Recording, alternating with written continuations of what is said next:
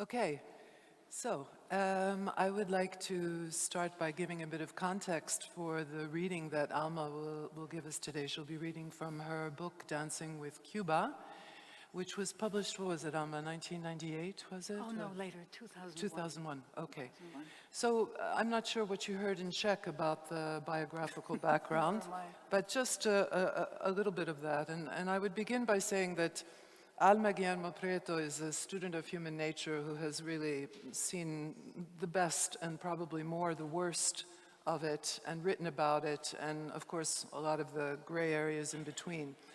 It came as no surprise to me, and perhaps not to you either, to learn that she had a background in dance, studying in Mexico where she grew up, and then later in New York, really during the glory years of the American avant-garde. Alma studied with some of the greatest innovators of the day. But for me, I think that you're a dancer at heart, because you can hear it in the cadence of the writing, in the flow of the thoughts, really, but also in the bravery of this work, because to dance, literally and otherwise, you have to be brave. So this memoir that you'll be hearing a reading from, Dancing with Cuba, to me really delivered the urgency and the excitement of being young at this time, in this case in New York, which was the late 1960s, early 1970s.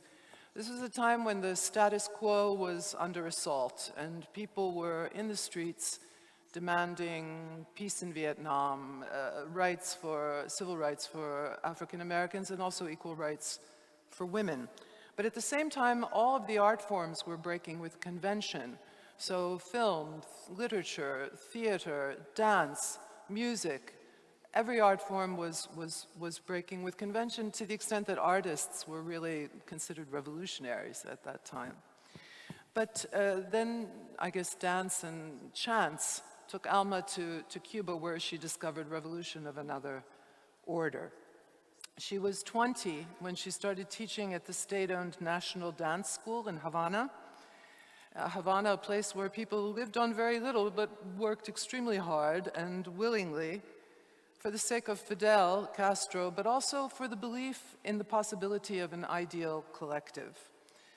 The Cubans' trust and generosity, I think, were as striking as their contradictions. This comes across in your work. After that, Alma studied dance in Brazil, a megaculture composed of many smaller cultures, some of which are disappearing as we speak. Experiencing these countries, I think, must have deepened your sense of social conscience as a young woman, because you stopped dancing and turned to writing and journalism. Covering the Nicaraguan Civil War for The Guardian, and then she moved to the Washington Post, risking her life in San Salvador. Alma, with another colleague from the New York Times, investigated the 1981 massacre of 800 civilians by the Salvadoran army, which was sponsored by the USA. It was the kind of story that when it broke, Ronald Reagan's White House called it fake news, but the truth came out, as it always does, when there's people brave enough to find it and to share it. So aside from her many nonfiction books, Alma reports on Latin America, relating the contexts and nuance of current events there with grace and penetration. Writers of her experience and sensibilities are rare. So I turn it over to Alma for her reading now from Dancing with Cuba. Thank you, Maria. You're welcome. We both have the incredible honor of standing in this beautiful space. And just to be surrounded by such beauty makes one feel better about oneself, really, and makes the whole event worthwhile. So I've been a little surprised at how everybody so far in this festival has kind of dumped on beauty.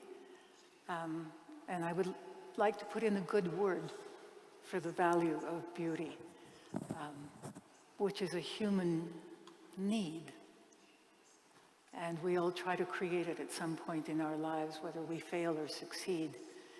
It's really part of our DNA. There's investigation now to see whether beauty is not part of a Darwinian process of survival of the fittest, but whether beauty exists for the sake of beauty even in animals. I think we have emotions because we are animals and not the other way around. And so the need for beauty is instinctual in us, and I'm grateful to be in the middle of it. I'm also grateful to the festival for this invitation, which I never expected. I'm very grateful to you, Maria, for taking the time and the care for this introduction, and to you for showing up at this hour of the day on a Saturday. Thank you. A little context about this is from a book that I wrote 20 years after I lived in Havana teaching dance. The context is that I had been rejected. I had been dancing with the choreographer Twyla Tharp when she was young and just doing very avant-garde things, not in theaters, not with music, in tennis shoes. It was a wonderful time to be alive in the arts in New York. And I wanted more than anything in the world to be part of Twyla's core company. But she didn't want me, and it broke my heart.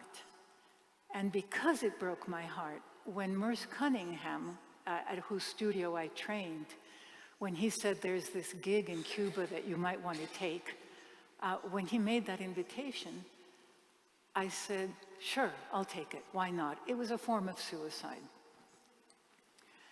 And so I showed up in Cuba, utterly unprepared. I'd had no interest in politics.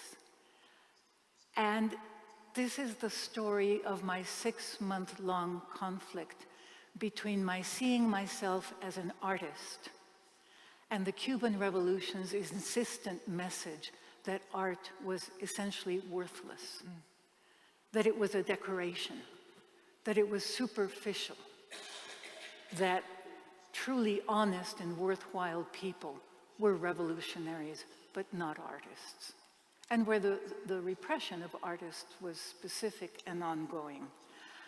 However, during one magical week as a foreigner in Cuba, it was very hard to go to Cuba, by the way, in those days. There were very few foreigners. I had to wait for my visa for 5 months. And so during the anniversary of the revolution, in a very difficult year for Cuba, I had lost 8 kilos while I was there, just trying to keep myself fed and dancing at the same time.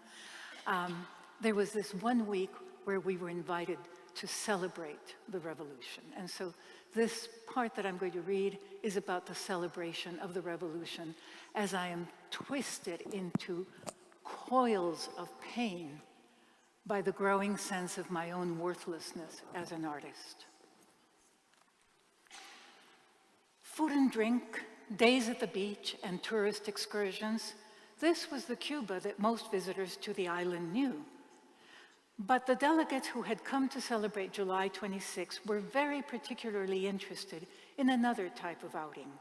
With a notable exception of the Mexican North American delegation, 2 dance colleagues from the United States, there were 3 of us, all of the rest were career revolutionaries, or people like Manuel, a Chilean doctor who had a profession but practiced it in the public sphere.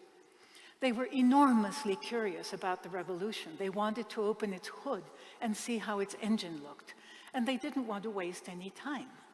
In those days, a leftist militant who wanted to visit the island of his dreams couldn't simply ask for a visa and go there as a tourist.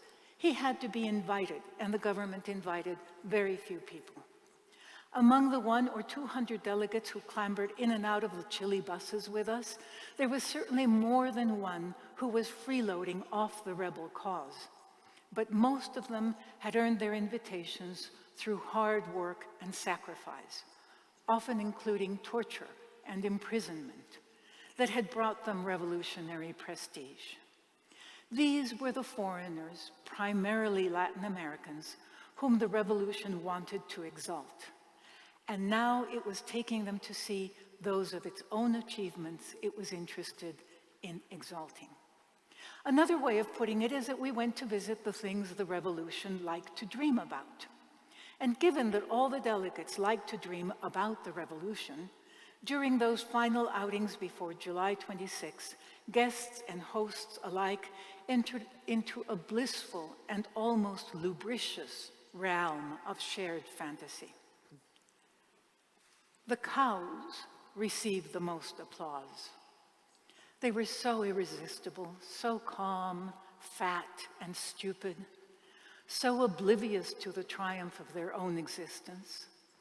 The cows were presented to us at an experimental farm on the outskirts of Havana, from whose emerald plains and white laboratories the general misery of the Cuban countryside was impossible to deduce.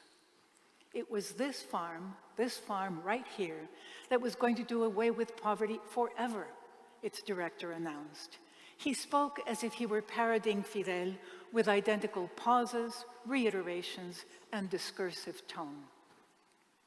Our task here is not an easy one, he began, standing with his feet apart and his chest thrust forward as if he were facing down gunfire.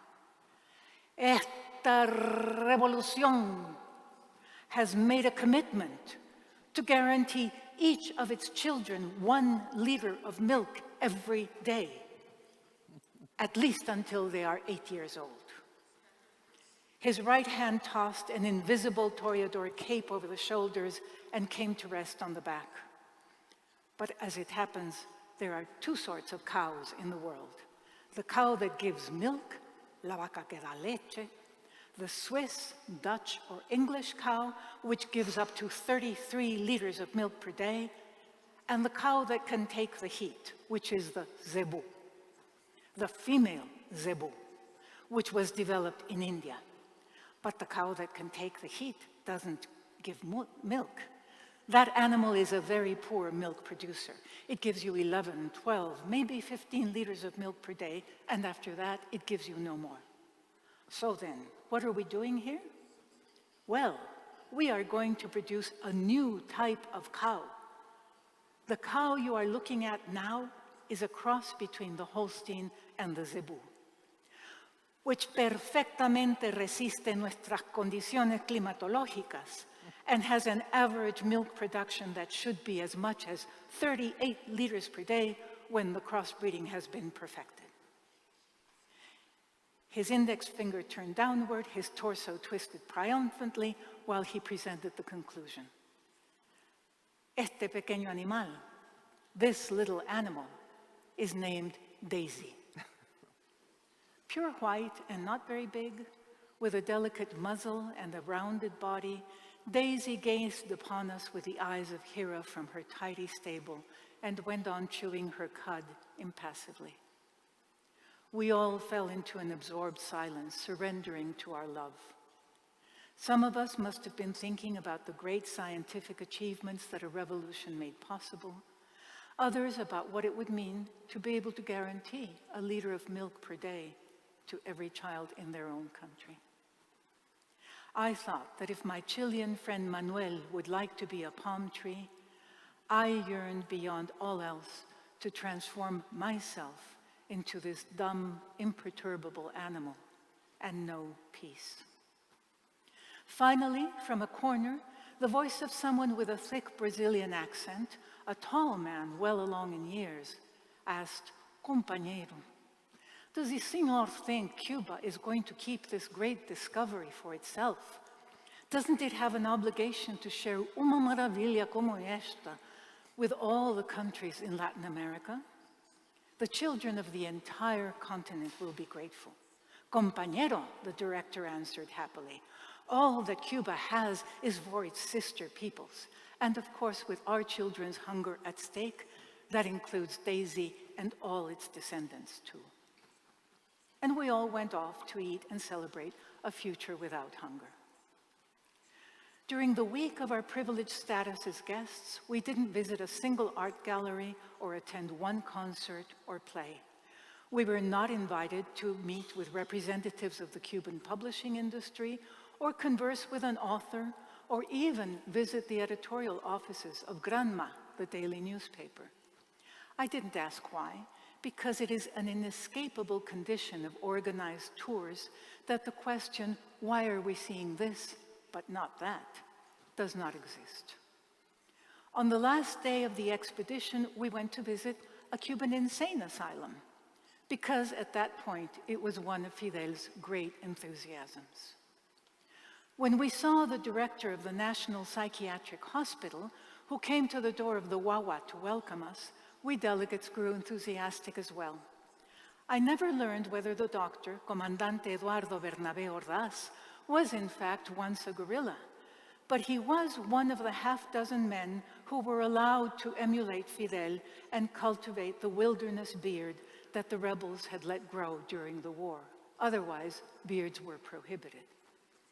After Manuel Piñeiro, the head of intelligence in Cuba, the best known among them was this Dr. Ordaz, whose hairy face now bore a smile of complete happiness as he caressed and played with his beard above his snow-white medical jacket.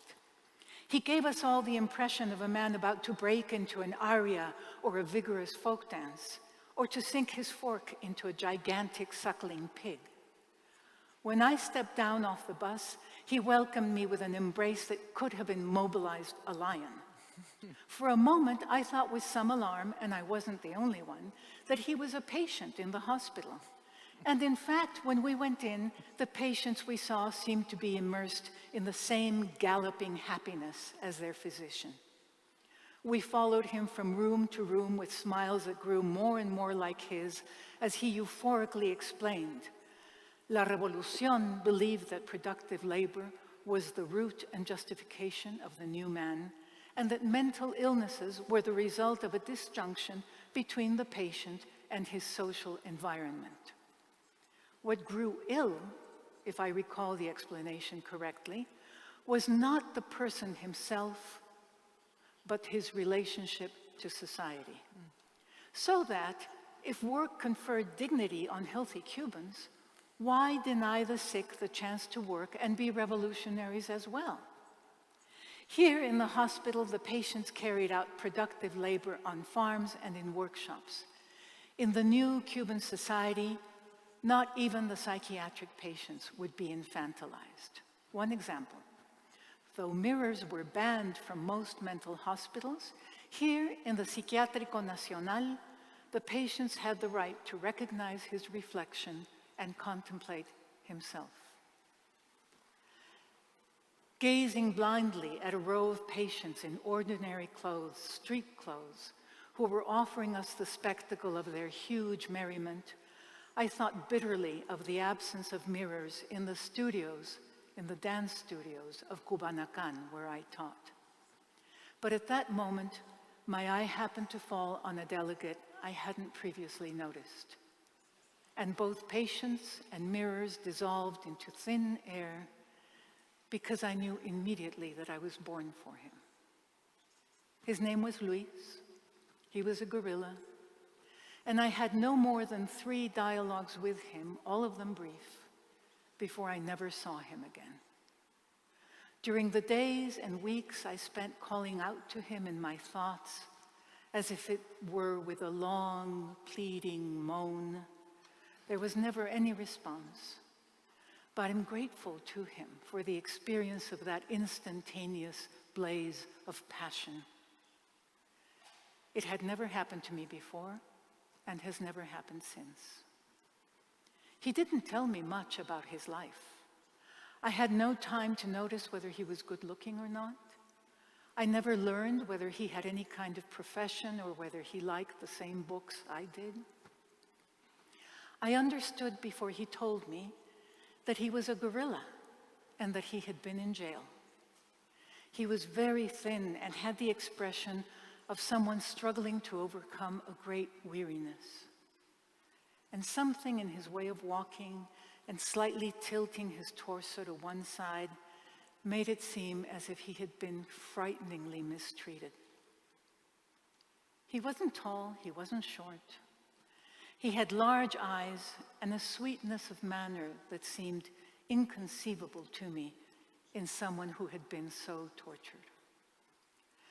Among other sensations, his presence brought me intense relief from the omnipresent Cuban machismo that made even my friend Galo's statements into stentorian and incontrovertible pronouncements.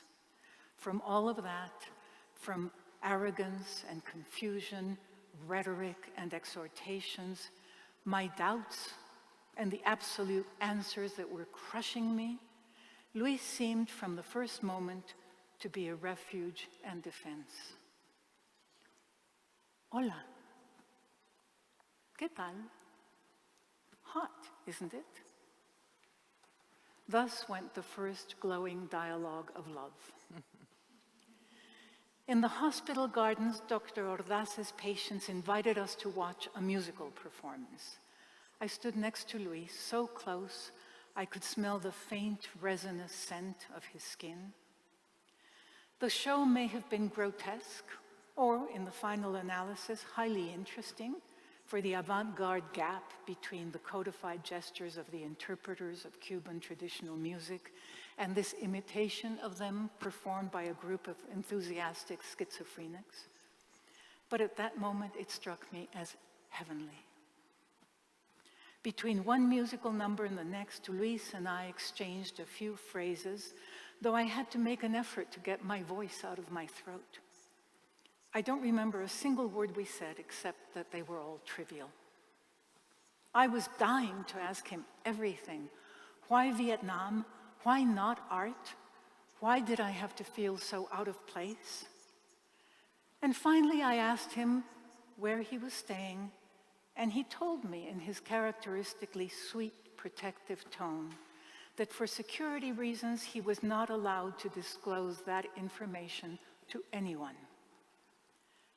And then I understood that my presence made him uneasy, and that although he seemed as winged and luminous as an angel to me, I was ugly and clumsy, nothing more than an unworthy dancer standing next to a redeemer of the world. I couldn't decide whether it would be worse to stay there next to him, breathing in his smell but making a fool of myself, or to push my way through the other delegates and take refuge back in the bus. Just then, an old woman in flip-flops with a bandana tied around her head walked to the middle of the improvised open-air stage and began singing La Bayamesa, the Cuban national song, in a hoarse and off-key voice. At the same time, I saw behind her a file of delegates making their way down the hill from the parking lot to join our group. "Esto es magnífico," said the director of the hospital, bursting with happiness and interrupting La Bayamesa. "Our heroic Vietnamese compañeros have just arrived. Compañeros, por favor. Let's have a round of aplausos. Aplausos, por favor. These comrades are honoring us, truly honoring us with their presence. Por favor, compañera." And he gave a smile of welcome to a girl whose beauty was as fragile as a wing, wearing a traditional ao dai embroidered with red. Eyes watering and throats tight, we all applauded, and she hid her head in embarrassment and bent her waist in thanks as if moved by a breeze. "Nuestra camarada will be spending a few months in Cuba," said the director. "She's not even 21 years old." I was 20. "But she has the singular, the unimaginable distinction of having deactivated all by herself more than 300 fragmentation bombs dropped onto her land by the imperialists.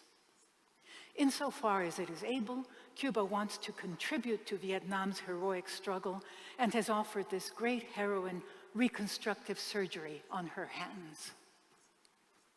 And then I saw that the figure who smiled and smiled in front of us had, for hands, 2 seared lumps of scars,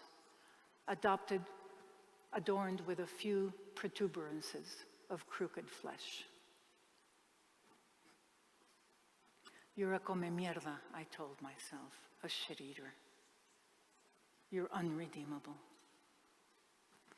I found some silence and solitude in a hospital bathroom and stood looking at myself in the mirror for a while, without finding anyone there to be friends with.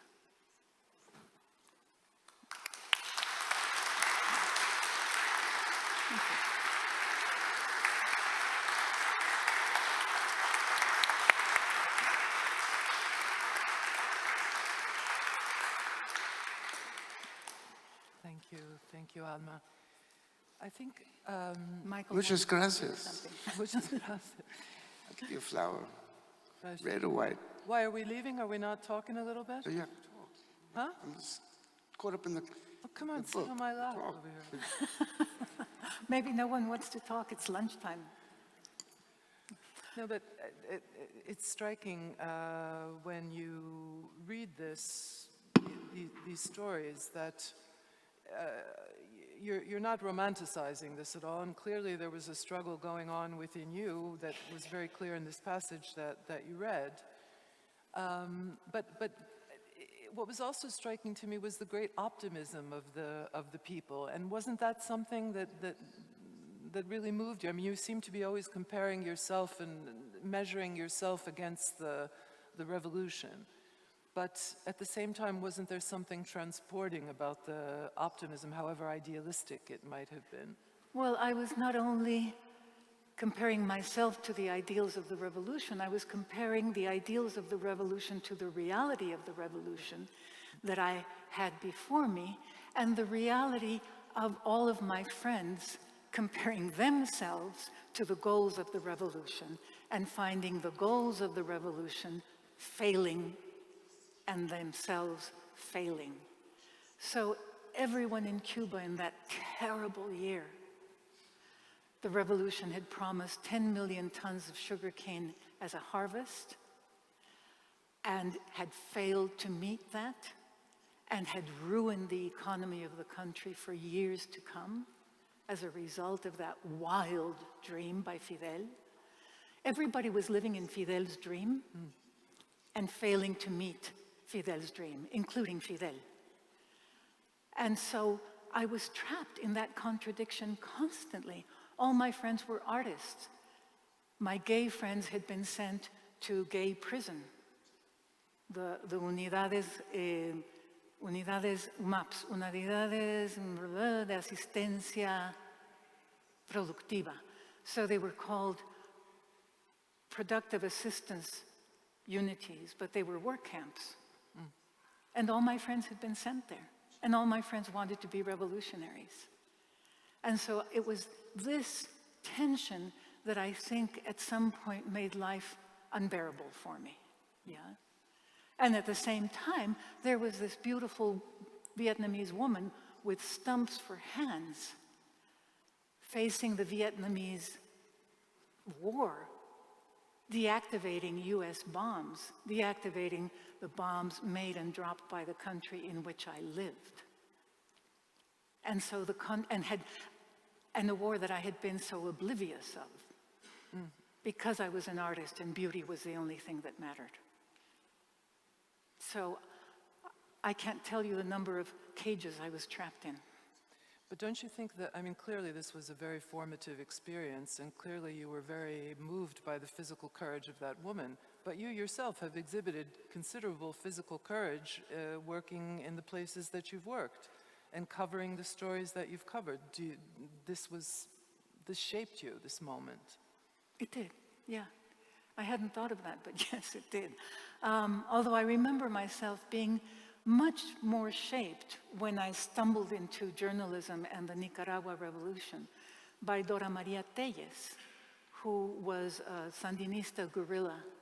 And I did a little oral biography of the Sandinistas after the revolution, and I interviewed her, and she talks about going up to the mountains to be a guerrilla for the first time, and that really stuck with me. Yeah. And trying to keep up with the more seasoned guerrillas and the not enough food and the mosquitoes and the heat and not seeing any color but green. She was so sick of green, she was dying for any other color because it was all the jungle. And feeling that she couldn't do it and saying, if other women have done it before me, then I must be able to do it too. And every time she thought she was failing, she would say, if other women have done it before me, then I must be able to do it too.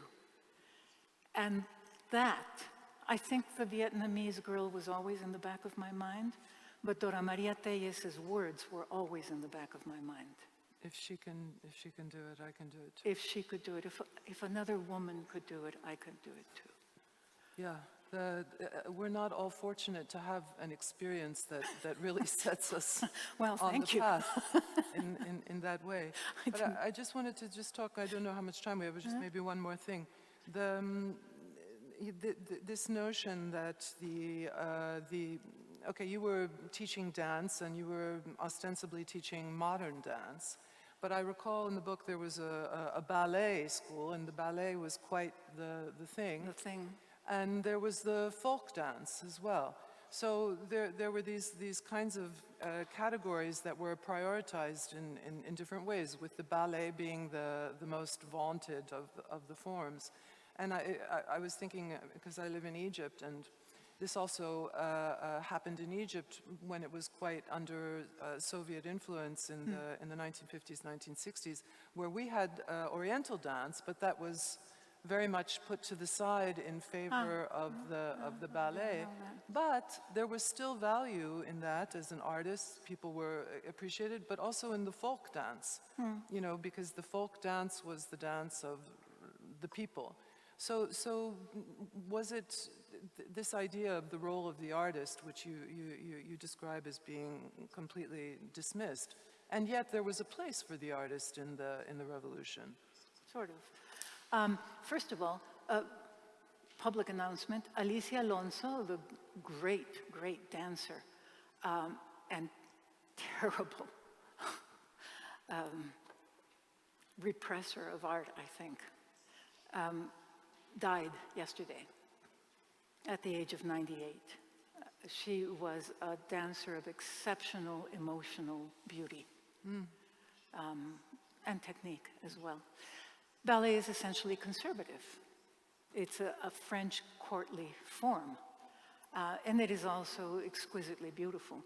So this was convenient in the Soviet Union to have a conservative, beautiful art form, and that was transferred directly onto the Cuban Revolution. I, as a practitioner of modern dance, dance being a free form, as you were saying the other day about jazz artists, was not so welcome, Right. and had to fight to open a space for itself. And because Cuban folk forms were both black in origin and very often erotic, and we know that el erotismo is also subversive and free, it was repressed. Yeah. So the revolution's relationship to art was always contradictory. Art is prestigious, beauty is welcomed, but dentro de la revolución todo, fuera de la revolución nada, within the revolution. Everything outside the revolution, nothing, as Fidel told artists. And everybody who was waiting for better words from him went, no. Yeah. Well, I just wonder, I mean, now it doesn't seem like of course don't seem to be revolutions, at least not with the idea of the collective as the goal of the revolution. Nor does there seem to be an art form that represents the revolution. No. Well, what are you going to do? The difficulty of art right now, social art right now, is that socialist art turned out to be full of lies, and so it was not art. Revolutionary art turned out to be full of cliches, and so it was not art. And so unless I think you're a writer, in which case there is a path.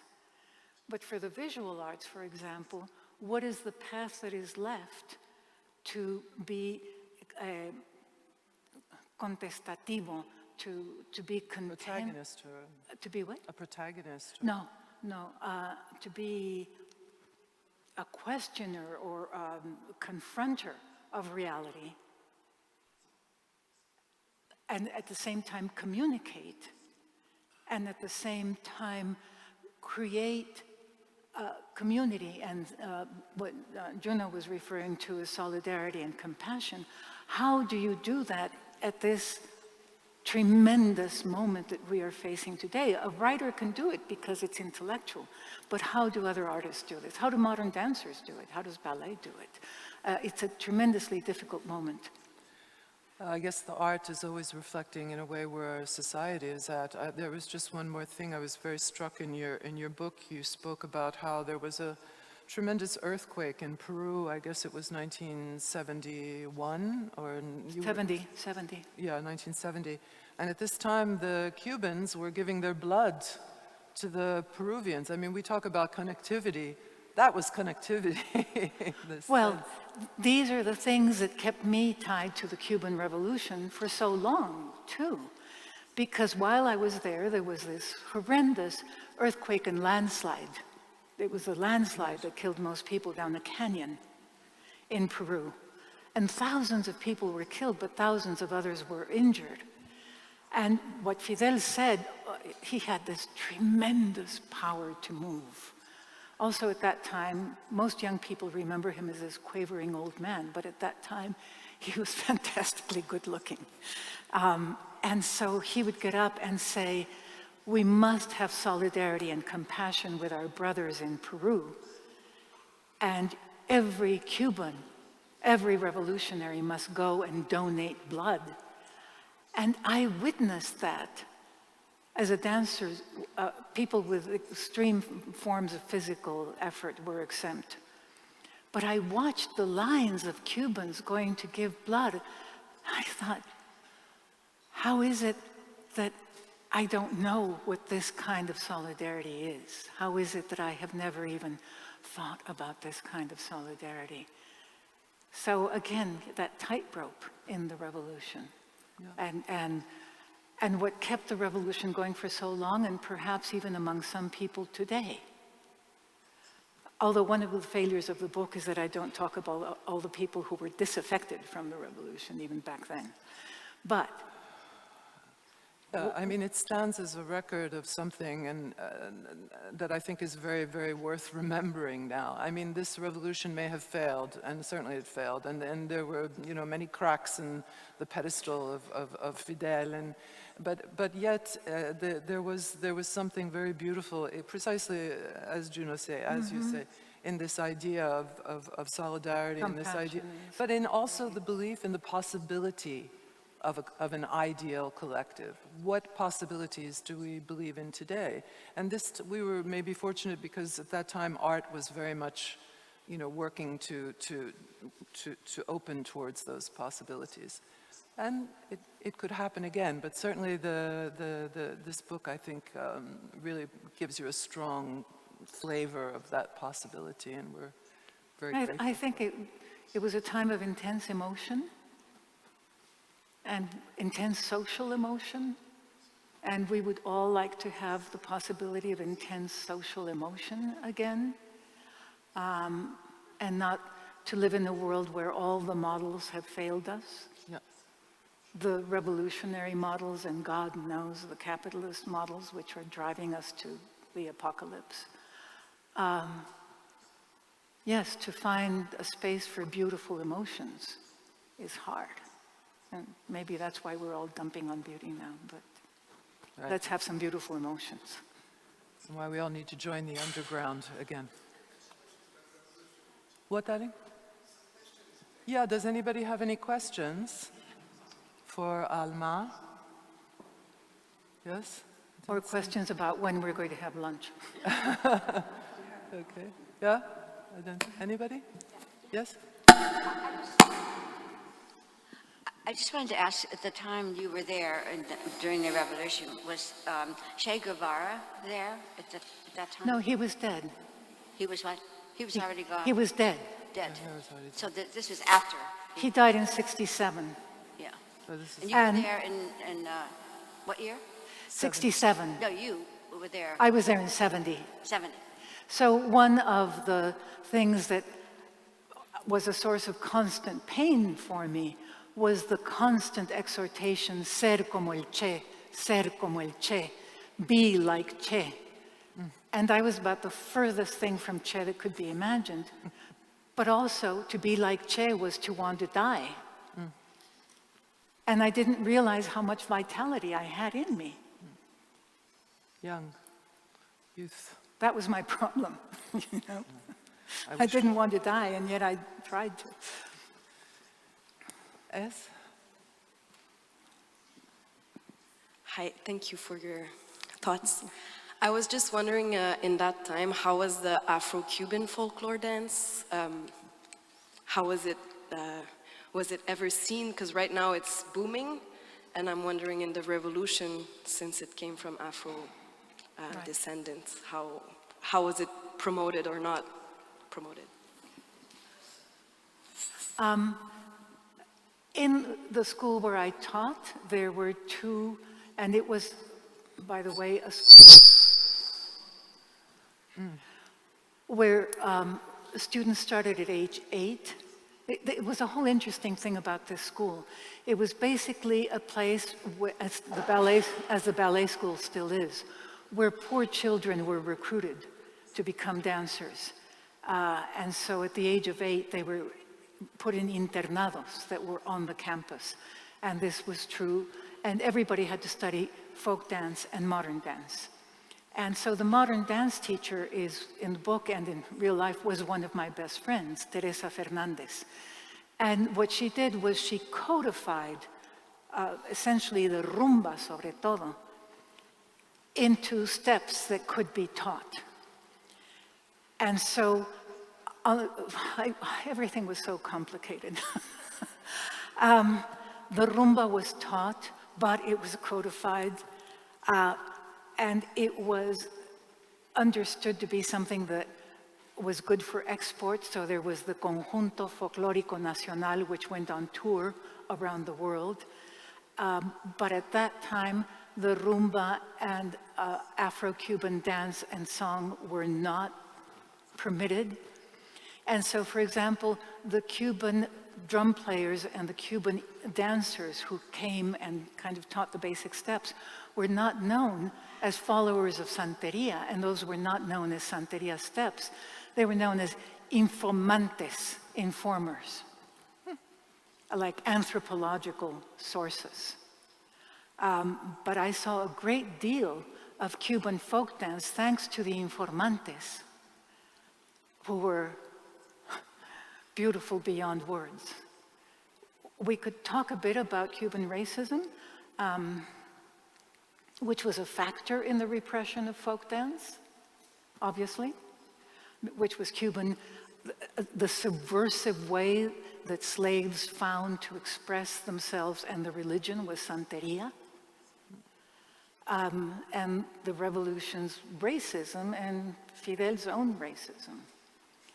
But we won't talk about that. Yeah.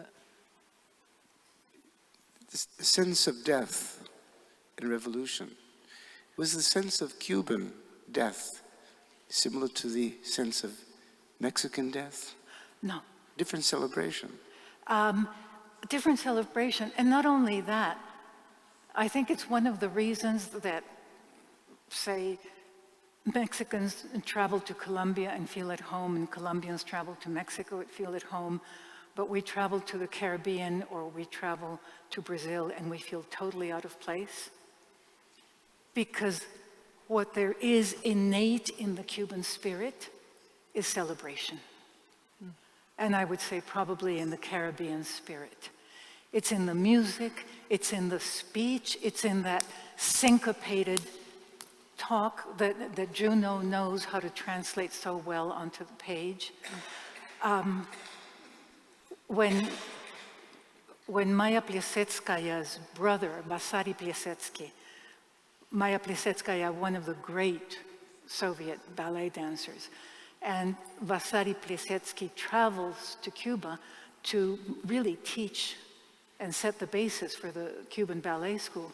He spent several years there, and he said, there is no pueblo more able to dance, more innately dancey than the Cuban pueblo. It's just in the veins, no? And so that Cuban vitality, which I often found totally overwhelming, the more depressed I got, the more overwhelming it was, is what Cubans face death with. We Mexicans face death with a defiance of its inevitability. The Cubans face death by being alive. So maybe we can have some Cuban music before we cut out. Thank you. Thank you, Alma. Thank you. Thank you.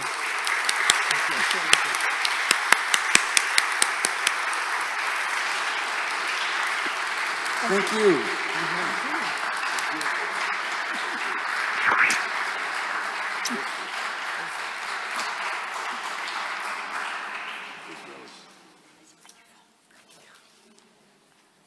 Well, I'll take the red rose for passion Oh, Well, thank you. we have two. and the white one for spirit. There we go. Thank you all. Bless you. What about the music? What about the music?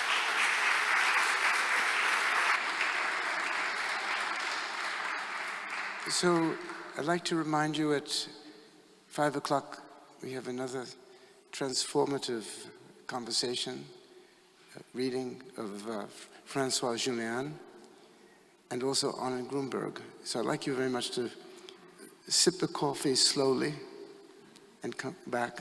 There's coffee and cake here, so please enjoy yourselves. We'll see you a bit little later. Bless you.